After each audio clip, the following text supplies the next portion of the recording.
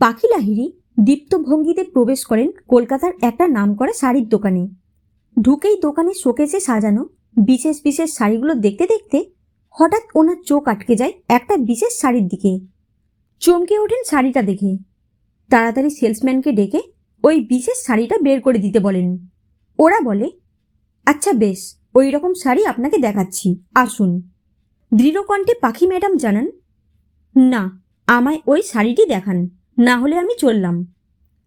আভিজাত্যপূর্ণ পাখিকে দেখে বড় কাস্টমার ভেবে তাড়াতাড়ি ওই দোকানের মালিক ছুটে আসে হ্যাঁ ম্যাডাম বলে। পাখি শোকেসের একটি বিশেষ শাড়ি দেখিয়ে ওটা নামাতে বলে। সেলসম্যান ওই শাড়িটা নামিয়ে দিলে চেয়ারে বসে পরম মমতায় ওই শাড়িটায় হাত বোলাতে থাকে পাখি। ওর চোখের সামনে দিয়ে ছায়াছবির মতো পুরনো দৃশ্যাবলী ভেসে ভেসে যায়। ওর মনে পড়ে যায় ওর ছোট কাকিমার কথা। ওদের বৃহৎ যৌথ পরিবার ছিল। ওরা কলিয়ারি অঞ্চলের লোক ছিল। দাদু, বাবা, কাকারা সব কলিয়ারিতে চাকরি করত। মনে মনে হেসে বলে, আজ সব কে কোথায়, যোগাযোগ প্রায় নেই বললেই চলে। ওরা সবাই একসাথে থাকত। সেইখানে একদিন টাটকা বাতাস হয়ে ছোট কাকিমার প্রবেশ ওদের জীবনে। ছোট কাকিমা মানুষটা খুবই হাসি খুশি ছটপটে মেয়ে ছিল। ছোট্ট ছোট্ট কিশোরী ওরা। ও আর ওর জাতুতো বোন কৃষ্ণা অচিরেই ছোট কাকিমার ফ্যান হয়ে গেল। ওর আশেপাশে ঘুরঘুর করে বেড়াতো। ছোট কাকিমার সঙ্গে কি বাজার, কি সিনেমা, এমনকি কাকিমার মামা বাড়ি, বাপের বাড়িতেও ওরা কাকিমার সাথে সাথে যেত। ওরা বলা যেতে পারে কাকিমার সঙ্গী হয়ে ওঠে। ওদের ছোট কাকা বিজনেসম্যান ছিল বলে কাকিমাকে অত সঙ্গ দিতে পারত না। ওরা ছোট কাকিমার সাথী হয়ে সর্বত্র ঘুরে বেড়াতো। কাকিমার অবশ্য কোনো দুঃখ ছিল না তাতে। সে হইচই করতে পারলেই খুশি। সারা বাড়ি খুব ভালোবাসত ছোট কাকিমাকে। ছোট কাকিমার ছিল বিরাট শাড়ির শখ আর বিশাল শাড়ির ভাণ্ডার। ওরা সব দুটো বোনেরা প্ল্যান করত কোন শাড়িটা কে কবে কোন অনুষ্ঠানে পরবে। কাকিমার আলমারি অবারিত ছিল ওদের জন্য। একদিন কাকিমা এই শাড়িটা কিনে এনেছিল, একদমই এই রকম হুবহু। পিঙ্ক কালারের উপর বাটার কালার ও গোল্ডেন কালারের সংমিশ্রণ। যেন মনে হচ্ছে পিঙ্ক কালারের উপর কেউ গোল্ডেন কালার ও বাটার কালার ঢেলে দিয়েছে। শাড়িটা দেখে পাখির মনে পড়ে যায় ও তখন ক্লাস 9-এ পড়ে। সরস্বতী পুজোর পর ক্লাস 10।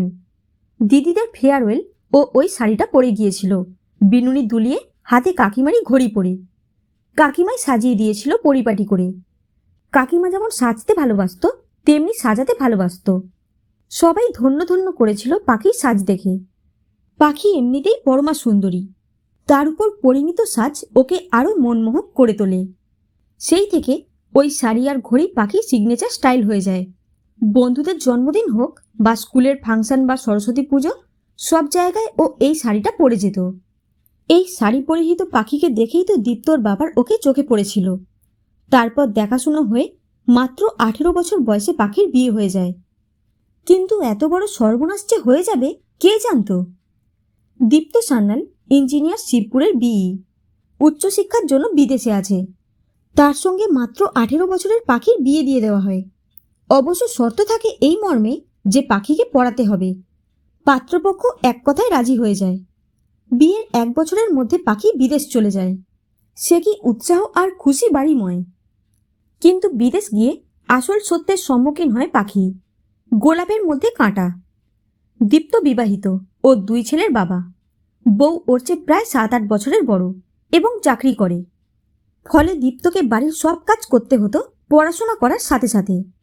তাই দীপ্তর বাবা প্ল্যান করে দীপ্তর একটি কম বয়সী মেয়ের সাথে বিয়ে দিয়ে মেয়েটিকে কাজের মেয়ে হিসেবে পাঠিয়ে দেয়। দীপ্ত নেমেই ওর পাসপোর্ট আর ম্যারেজ সার্টিফিকেট কেড়ে নেয়। 6 মাস অসহনীয় অবস্থায় থাকার পর একদিন সিলভিয়া রস, দীপ্তর বউ, ওর সাথে সুপার মার্কেটে গিয়ে একটা বাংলা কথোপকথন শুনে ও দৌড়ে যায় একটা দম্পতির কাছে আর গড়গড় করে নিজের দুঃখের কথা জানায়। একটা কম বয়সী মেয়ের এই চূড়ান্ত বিপদের কথা শুনে ওরা ওকে আশ্বস্ত করে ও বলে ওরা পাখিকে শীঘ্রই উদ্ধার করবে। সেই অনুযায়ী 10 দিনের মধ্যে পুলিশ নিয়ে ইন্ডিয়ান বেঙ্গলি কমিউনিটি দীপ্তর বাড়িতে হানা দেয়। দীপ্তর বউ সিলভিয়া তো সব শুনে হাঁ। ওকে দীপ্ত বলেছিল ওদের দেশে মেট পাওয়া খুব ইজি, ও আনতে যাচ্ছে, কারণ ও অত কাজ করতে পারবে না। ও তো জানতই না দীপ্ত বিশ্বাসঘাতকতা করছে। ও রেগে সেই মুহূর্তে দীপ্তকে বাড়ি থেকে তাড়িয়ে দেয়। আর পুলিশ ওর রুম সার্চ করে ওর আর পাখির ম্যারেজ রেজিস্ট্রেশন সার্টিফিকেট ও পাখির পাসপোর্ট বাজেয়াপ্ত করে। সঙ্গে আরও পায় পাখির মাধ্যমিক ও উচ্চ মাধ্যমিক পরীক্ষার সার্টিফিকেট ও মার্কশিট, যেগুলো দীপ্তর বাবা ও দীপ্ত বুজরুকি দিয়ে নিয়ে এসেছিল পাখিকে ভবিষ্যতে পড়াবো বলে। ইন্ডিয়ান বেঙ্গলি কমিউনিটি পাখিকে উদ্ধার করে নিজেদের সঙ্গে নিয়ে যায়। দীপ্তর সঙ্গে ডিভোর্সের মামলা দায়ের করায় পাখিকে দিয়ে। বিদেশে ডিভোর্সের কেসে মোটা অঙ্কের খোরপোশ দিতে হয়। সেই অনুযায়ী তখনকার দিনে $50,000 খোরপোশ দিতে হয় দীপ্তকে। ইন্ডিয়ান বেঙ্গলি কমিউনিটির একজন কর্তা ব্যক্তি হল শুভেন্দু লাহিড়ী, একজন নামকরা আইনজীবীর সাথে সাথে অঞ্চলের কাউন্সিলরও বটেন। উনি পাখিকে দেখে সহানুভূতিতে ও ক্রোধে ওই দীপ্ত সান্যালের উপর সর্বোচ্চ সাজার প্রতিবিধান করেন। বিবাহিত হওয়া সত্ত্বেও আবার বিবাহ করা ও ওই মেয়েটির উপর মানসিক অত্যাচার, বিনামূল্যে শ্রমদানের জন্য জবরদস্তি করা, বল প্রয়োগ করে আটকে রাখা ও বাইরে বেরোতে না দেওয়া। আমেরিকাতে ব্যক্তি স্বাধীনতার বিশাল দাম। সেই স্বাধীনতা হরণের অভিযোগে দীপ্তর সাজা হয়ে যায়। ওর বাবা আসেন দীপ্তকে ফেরত নিয়ে যাওয়ার জন্য, কারণ ওর ডিপোর্ট হয়ে গিয়েছে। দেশে ফিরেও ও আর চাকরি পাবে না। দীপ্তর বাবা সর্বস্ব বিক্রি করে পাখিকে $50,000 দেন। এদিকে পাখির ছোট কাকা ও কাকিমা আসে পাখিকে ফেরত নিয়ে যেতে, কিন্তু পাখি ফেরত যেতে অস্বীকার করে। কারণ কোন মুখে সে ফেরত যাবে? যেমন উড়ে উড়ে ও এসেছিল, আজ ডানা কাটা অবস্থায় হামাগুড়ি দিয়ে গড়িয়ে গড়িয়ে মাথা নিচু করে সে ফিরে যেতে পারবে না। ও শুভেন্দু লাহিড়ীর কাছে অনুরোধ করে ওকে ওখানে পড়াশুনোর ব্যবস্থা করিয়ে দিতে। শুভেন্দুবাবু হিউম্যান গ্রাউন্ডে পাখিকে আশ্রয় দেন এবং ওর পড়াশুনো করার সুযোগ করে দেন। সেই দিন আর আজকের দিন মাঝে হাটসন দিয়ে ও গঙ্গা দিয়ে অনেক জল বয়ে গেছে। আজ পাখি নিজের কৃতিত্বে আমেরিকার উত্তর অঞ্চলের একজন স্বনামধন্য অ্যাডভোকেট। ও দুস্থদের জন্য কাজ করে ও ওদের প্রতিষ্ঠার জন্য লড়াই করে। শুভেন্দু লাহিড়ী ওকে গ্র্যাজুয়েশন করতে, ল পড়তে ও উচ্চশিক্ষিত হতেই শুধুমাত্র সাহায্য করে না, উনি পাখিকে সমাজে প্রতিষ্ঠিত হতেও সাহায্য করেছিলেন। আজও প্রচুর ভারতীয় মেয়ে পাখির মতো বিদেশে প্রতারিত হয়। পাখিদের একটা প্রতিষ্ঠান আছে, তারা তাদের যথাসম্ভব সাহায্য করে। ম্যাডাম, আর শাড়ি দেখবেন না? শুনে চটকা ভাঙে পাখির। এতক্ষণ ওই শাড়িটা বুকে নিয়ে এক ঝটকায় পাখি বিগত 40 বছরে সফর করে আসে। 40 বছর পর ওর সেই ছোট কাকিমার মৃত্যুতে ও দেশে এসেছে। যে কাকিমা সেদিন ক্রন্দনরত পাখিকে বলেছিল, চোখের জল মোছো, একদম কাঁদবে না, নিজের পায়ে দাঁড়াও, মেয়ে বলে এই অবহেলা, এর উপযুক্ত জবাব দাও। দেশে ফিরে কি করবে? সবাইকার আহা উহুর শিকার হবে? ভালো লাগবে শুনতে? যে তুমি জীবনে বঞ্চিত, সকলের দয়ার পাত্রী হয়ে বেঁচে থাকতে ভালো লাগবে তো? মাথা উঁচু করে দাঁড়িয়ে দেশে ফিরবে নিজের পরিচিতি বানিয়ে। এই তো, এই শুভেন্দুবাবু সাহায্যের হাত বাড়িয়ে দিচ্ছেন।